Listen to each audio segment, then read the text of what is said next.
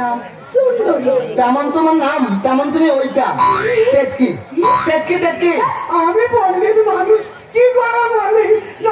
আরে বাবা তেতকি তেতকি তেতকি তেতকি নয়, সেক্সি সেক্সি।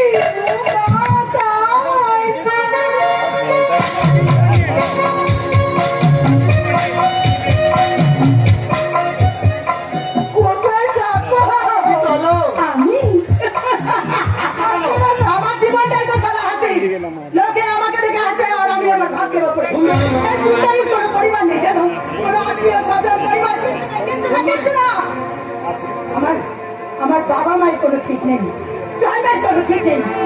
কোন রাস্তায় ফুটপাথ থেকে তুলে এনে অনাথ আশ্রমে কেউ দিয়ে এসেছিল।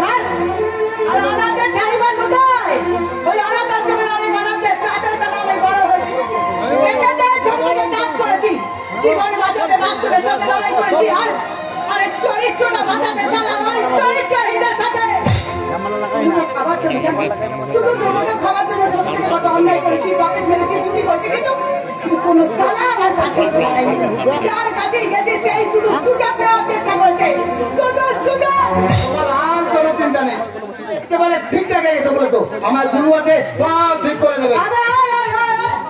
কি রে কথা চলে ভরকে দিয়ে আমার ভাষাতে চাইছিস? না না, ওর গুরু শুধু ওর গুরু নয়, এই চন্দ্রপুরের সকলের গুরু।